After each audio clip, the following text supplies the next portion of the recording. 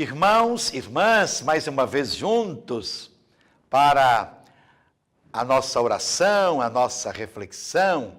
Hoje, 21º domingo do tempo comum, 27 de agosto, mês vocacional.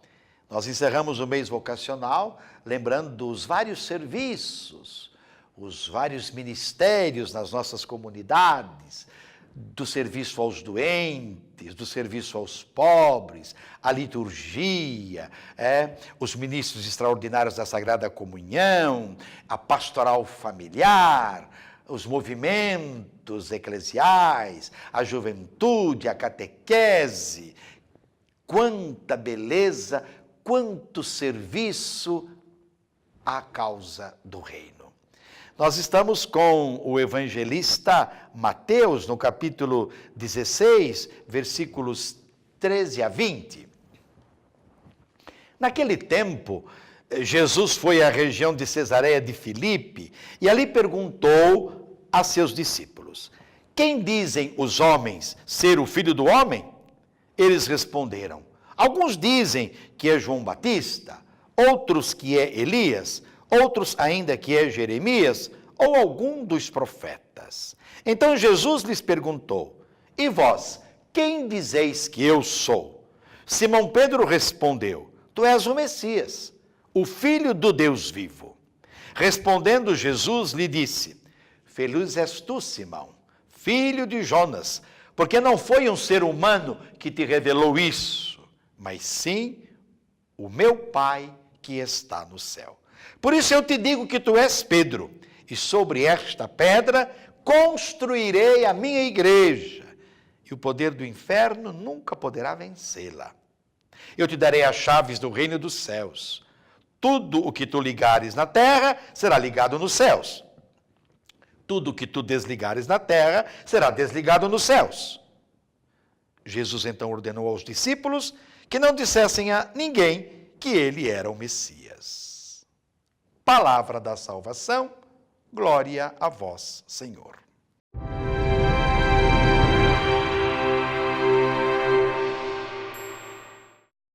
A liturgia deste domingo nos ajuda a compreender ainda mais quem é Jesus. Os textos nos convidam a olhar, contemplar, acolher a proposta que ele comunica, a proposta que ele faz, que é a vida. Toda a sua ação, o anúncio do reino, se encerra na vida que é ele, acolhida, amada, partilhada. O contexto do evangelho de hoje, contexto geográfico, é o de Cesareia de Filipe. Lá está Jesus com os seus discípulos, uma região pagã, distante da capital, Jerusalém. A gente poderia dizer periferia. Jesus está longe do centro econômico, social, político, religioso.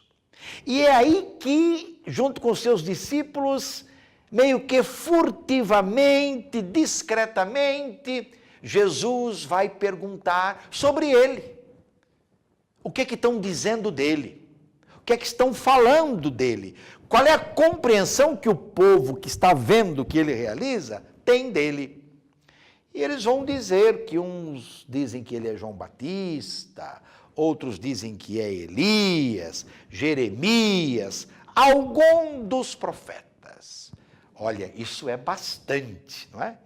As opiniões aí se aproximam bem, mas ainda não expressam a grandeza de Jesus e, na verdade, quem ele é. Mais que um profeta, ele é o Messias, ele é o enviado de Deus, o ungido de Deus, ele é o Senhor, ele é aquilo que Deus tem de melhor para a humanidade.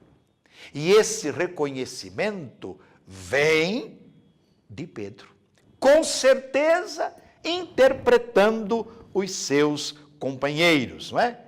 Interpretando os sentimentos daqueles que estão com ele, com Pedro, não é? E é neste reconhecimento de Jesus como Messias, como Filho de Deus, que ele, Jesus, vai construir a sua igreja, a sua comunidade. Sobre esta base de fé, sobre este reconhecimento, sobre esta proclamação, é que se construirá, não qualquer igreja, a sua igreja. Aliás, sem esta base, não existirá igreja nenhuma. Poderão existir caricaturas de igreja, mas não a igreja de Jesus. A igreja de Jesus tem como base a proclamação de fé de Pedro. Daí a importância de Pedro junto aos discípulos. Hoje quem ocupa o lugar de Pedro é Francisco. Uma igreja sem Pedro, uma igreja sem esse testemunho, uma igreja sem a coragem dele com estes discípulos, que chega até nós, é impossível a igreja.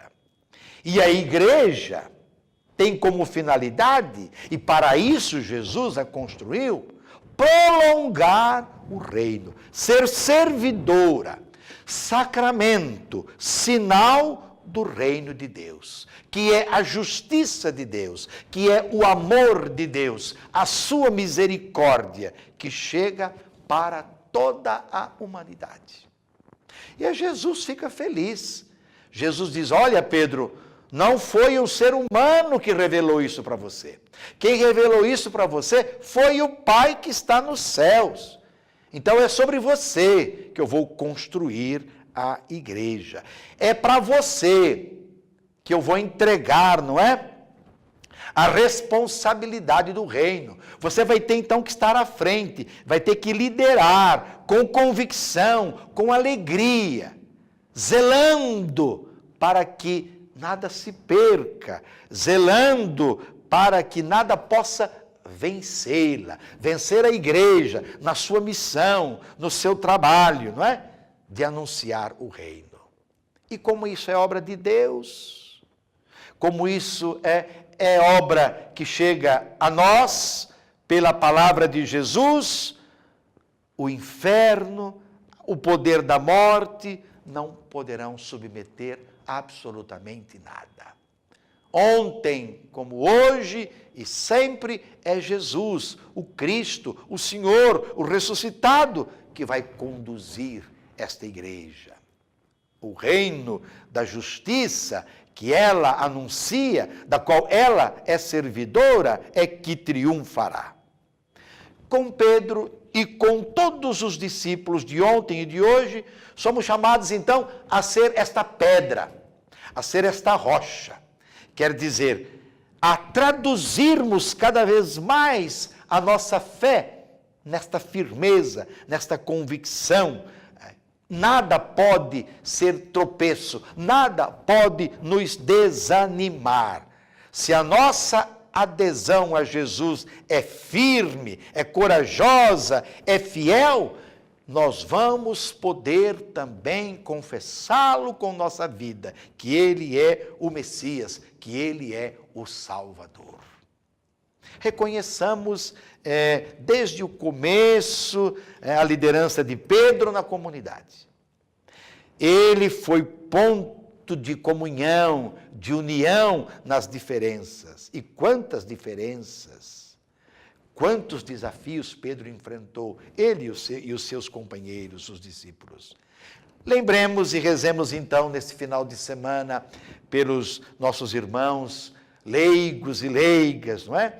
Que não são ajudantes na igreja, que não são ajudantes do padre, mas são corresponsáveis na missão, corresponsáveis no serviço à causa do reino, não é?